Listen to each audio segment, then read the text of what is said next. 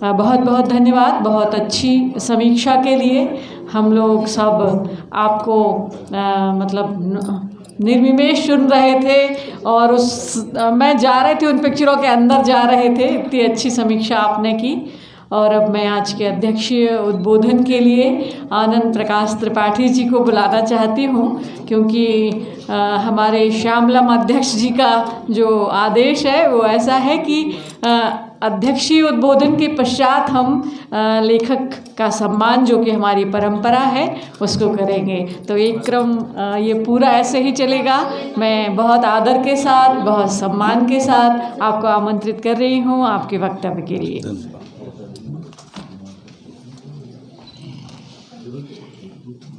मंच पर विराजमान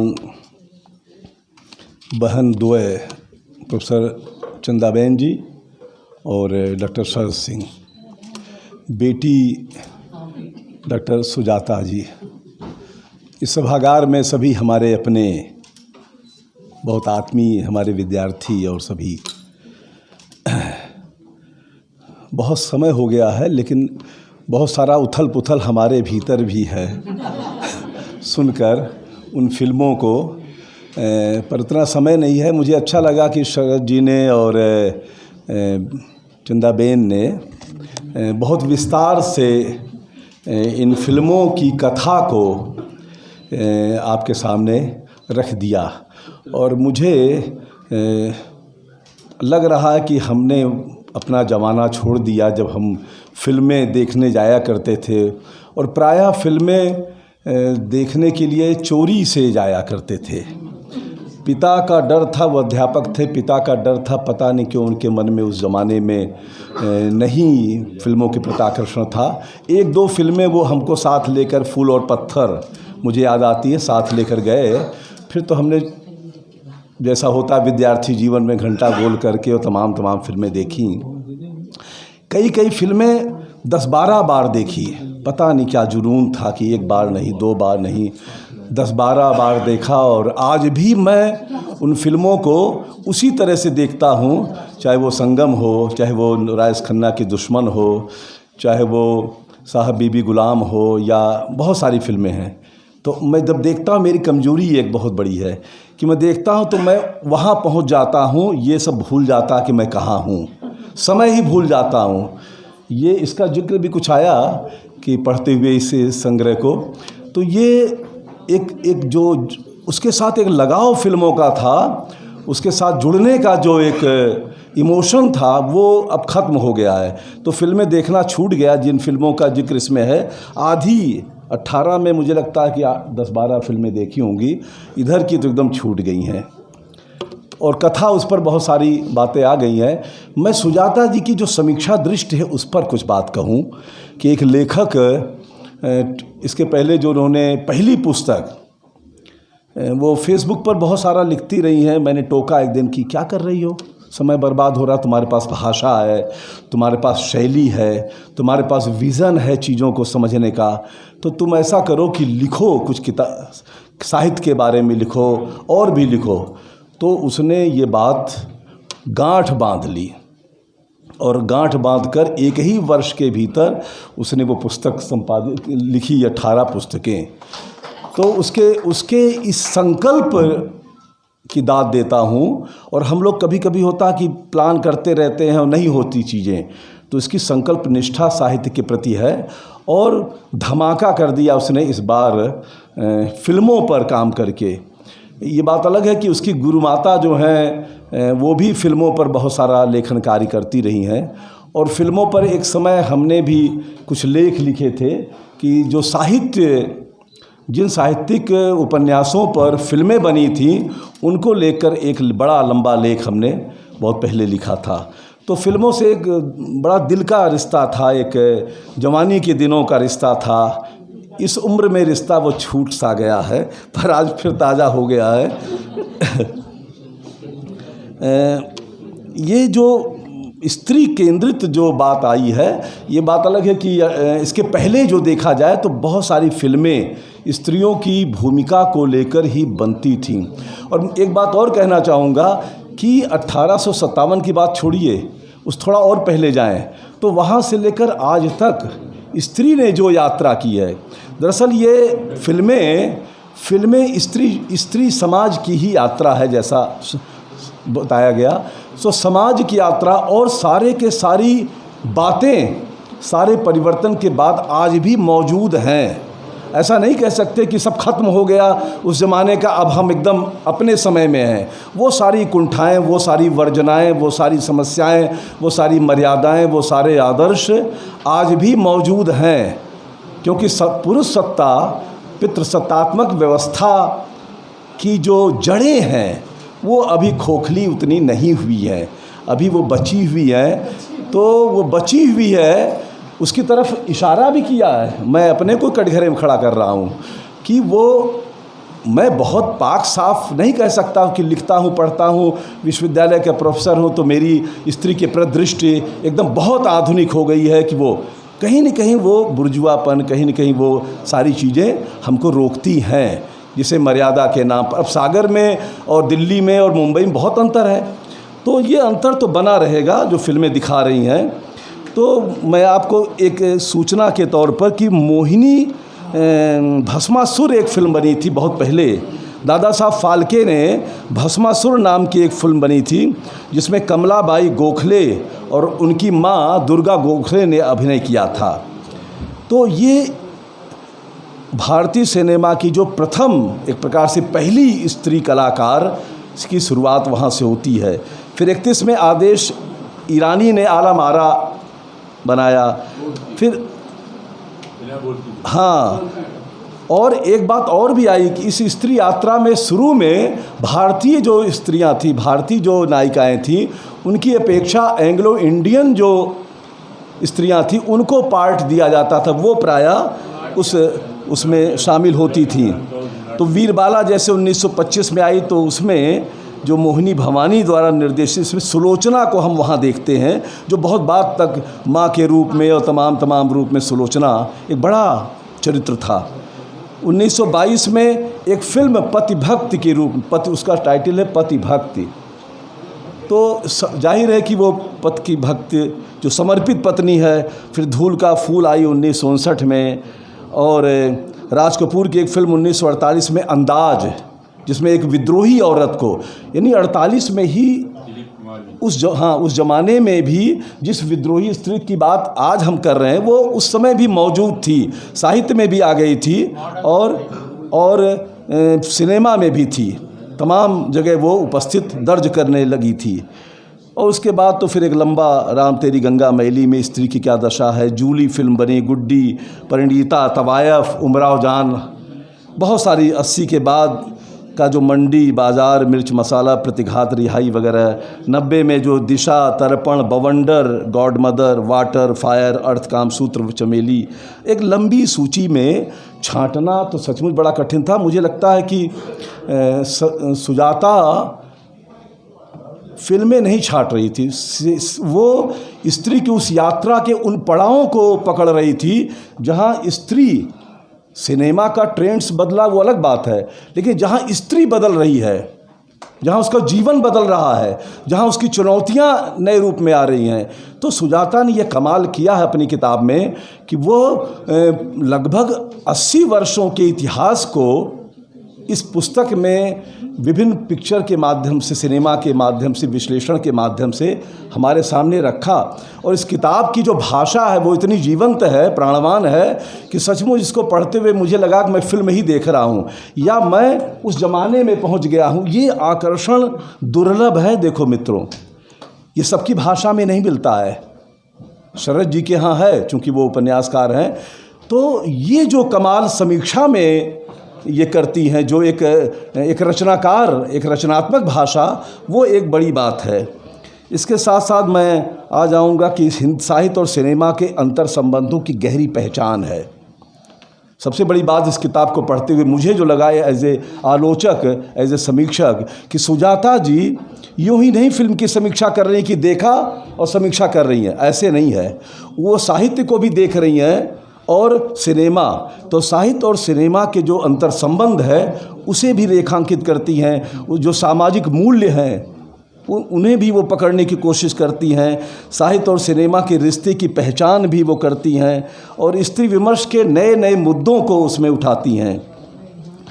एक बहुत संतुलित दृष्टि से समीक्षा करती है, कहीं एग्रेसिव नहीं होती है। जिसकी बात आई है कि बहुत उतावलेपन में कभी कभी होता है कि मन की चीज़ नहीं है तो आदमी उतावला हो जाता है। एक समीक्षक जो संतुलित दृष्टि उसके पास है, उसे उसकी मीमांसा करनी है तो उसके साथ वो बहुत सुविचारित ढंग से सारी फिल्मों का विश्लेषण करती हैं। वो इनके पास ये ताकत है।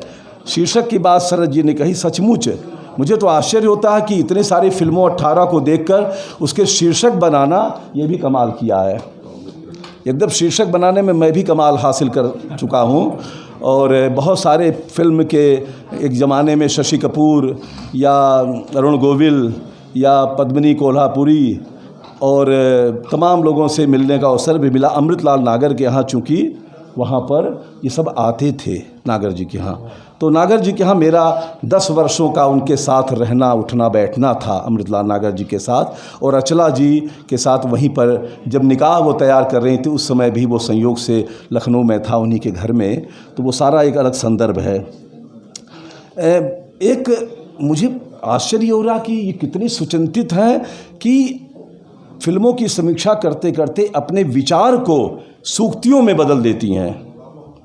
इस पूरी किताब को देखा जाए तो मुझे लगता है सैकड़ों ऐसे विचार हैं जैसे आर्ष वचन हैं, तो जिसका विश्लेषण अगर किया जाए तो ये एक खूबी मुझे देखी समीक्षा में, जबकि ऐसा कम होता है। सूक्त जैसे देखें कितनी बड़ी बात कही है, अंधविश्वास की फसल एक हताश और निराश मन की भूमि पर ही फलती है। अब इसका विवेचन करिए आप। ये ऐसे एक नहीं सैकड़ों हैं, वो समय नहीं है। एक आध और वंदनी फिल्म में देखें कि प्रेम एक प्रक्रिया है जो हमें एक बेहतर इंसान बनाती है। ये कितना बड़ा मूल्य इस्टेब्लिश कर रही है। ये सामान्य वाक्य नहीं है, ये एक प्रकार से निचोड़ है, पूरी फिल्म के बीच का निचोड़ भी है। जैसे निकाह में वो कहती हैं, विश्लेषण करते हैं कि वक्त की सबसे बड़ी ताकत और खूबसूरती यही है कि यह कभी एक सा नहीं रहता, ये बदलता ही है। तो एक बड़े समीक्षक की संभावनाएं हम तलाश सकते हैं इनके लेखन में। इसी तरह से जो टिप्पणियां हैं, थोड़ा समय लेंगे, आपने बहुत दिया लोगों को जो टिप्पणियां हैं तो केवल समीक्षा नहीं करती हैं कि वो इसमें ये कहानी है और वो ऐसा नहीं है, या स्त्री की ये यात्रा है उसके संकट क्या हैं। वो टिप्पणियां करती हैं और वो टिप्पणियां बहुत मौलिक होती हैं और बड़ी मारक होती हैं, बड़ी सटीक होती हैं। जैसे साहब बीबी और गुलाम में कहती हैं कि सामाजिक मुद्दों पर बनी फिल्में, मुझे लगा कि इस पर तो बात होनी चाहिए इसी एक वाक्य पर, कि सामाजिक मुद्दों पर बनी फिल्में आम दर्शक के भीतर भी विचारों की आंधी लाने में कामयाब हो जाती हैं। विचारों की आंधी, मुझे लगा कि ये बड़ी बात है कि एक इनकी समीक्षा में भी है कि पढ़ते हुए विचारों की आंधी मुझे महसूस हुई और मुझे लगा कि फिर से जीवन को वहाँ पहुँच कर देखना चाहिए, जो संभव नहीं है। इसी तरह से निकाह फिल्म जो मेरी बहुत प्रिय फिल्म थी, उसमें वो कहती हैं कि अपनी, देखिए बहुत सारी टिप्पणियाँ ऐसी जो आज भी उतनी ही सार्थक नहीं, आज भी उतनी ही ज़रूरी हैं, प्रासंगिक हैं, कि अपनी जीवन संगनी के प्रति ही सबसे ज़्यादा उदासीनता क्यों होती है पुरुष में। ये फिल्म को देखने, उस पर लिखने के बाद का ये अपना स्टैंड इनका है। तो ये जो टिप्पणियां हैं बहुत महत्वपूर्ण हैं। या जैसे ये कहती हैं, ऐसी बहुत सारी बातें हैं। एक और इस समीक्षक की विशेषता है, इस पूरी समीक्षा यात्रा में एक और विशेषता है, मैं एज ए समीक्षक उनको यहाँ मूल्यांकन कर रहा हूँ, कि वो जैसे बताया ना कि वो 3 तलाक पर बात करती, निकाह की चर्चा करते हुए, इसी तरह जब साहब बीबी और गुलाम की बात करती हैं या मदर इंडिया की बात करती हैं, तो उस समय तोड़ती पत्थर उन्हें याद आती है, निराला की तोड़ती पत्थर याद आती है। क्यों याद आती भाई?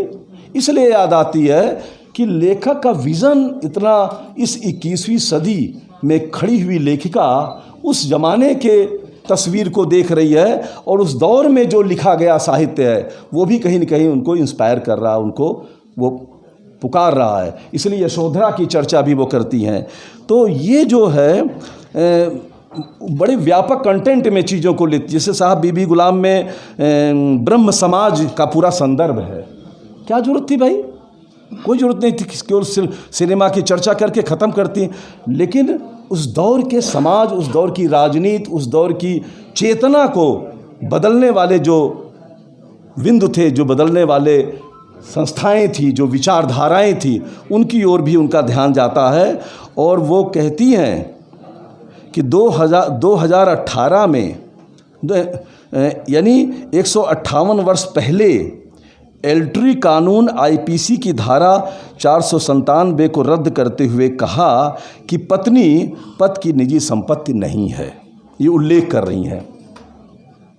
यानी एक समीक्षक का ध्यान केवल फिल्म पर नहीं है, बल्कि उस फिल्म से जुड़े हुए, उस कंटेंट से जुड़े हुए जो और बिंदु हैं उनकी ओर भी हमें ले जाना चाहती हैं, बताना चाहती हैं।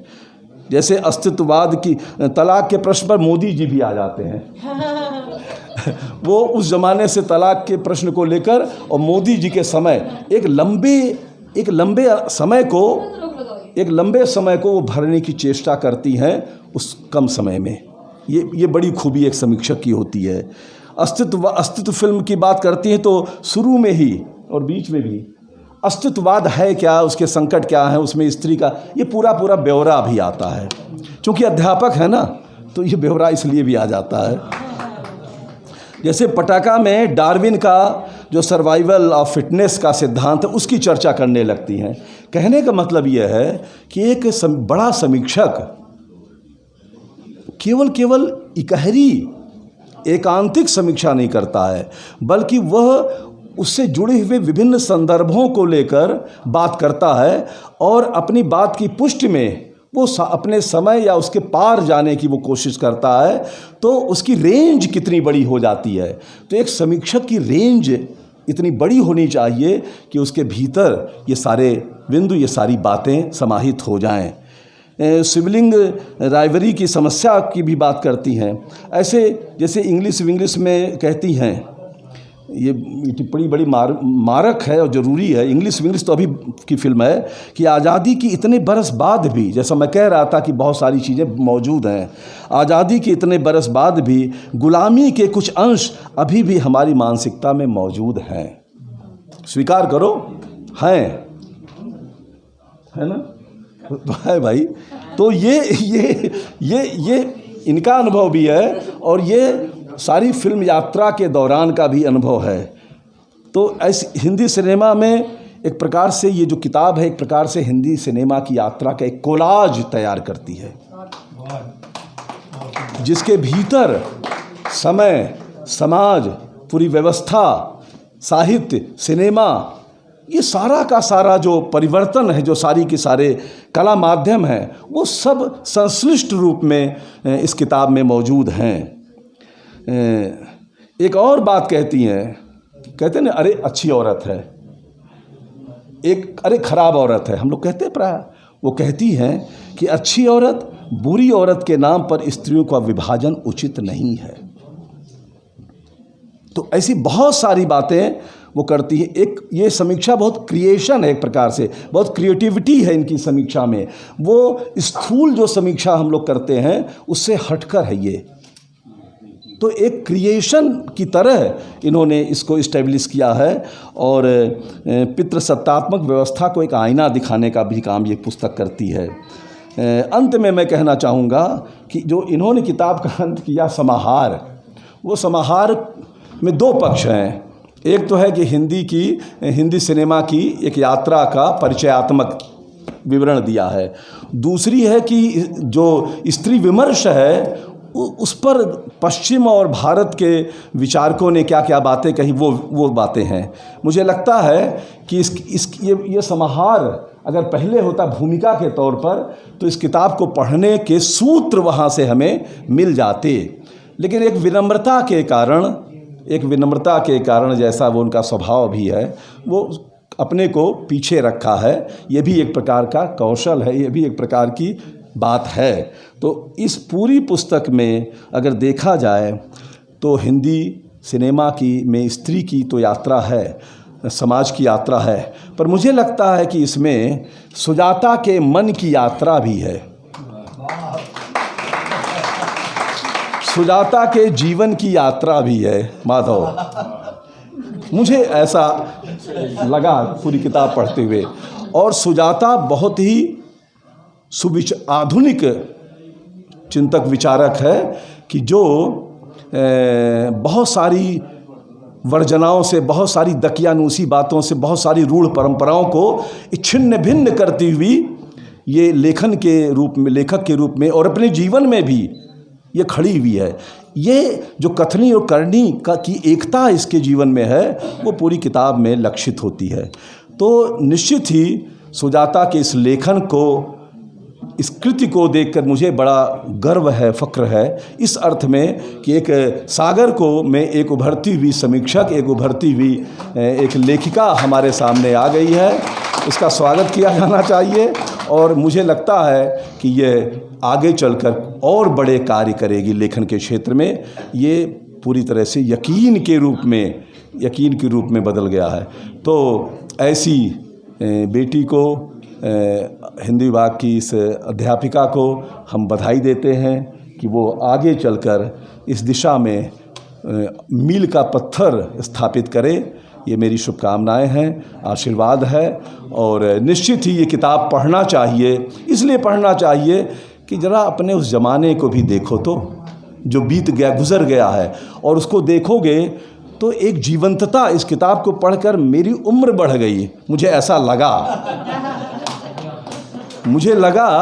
कि जो क्षरण होता रहता है, ज़िंदगी में बहुत सारा क्षरण हम करते रहते हैं। हमें लगता है कि हम प्रोफेसर हेड हैं, ये है वो है, लेकिन क्षरण होता रहता है, संवर्धन भी होता है क्षरण। उस क्षरण की पूर्ति करती है ये किताब कि मेरे विचारों में, मेरे जीवन में जैसा मैं सोचता हूँ, जैसा मैं चाहता हूँ, ठीक वैसा ही उसने लिखा है। ये मेरे लिए बड़ी बात है।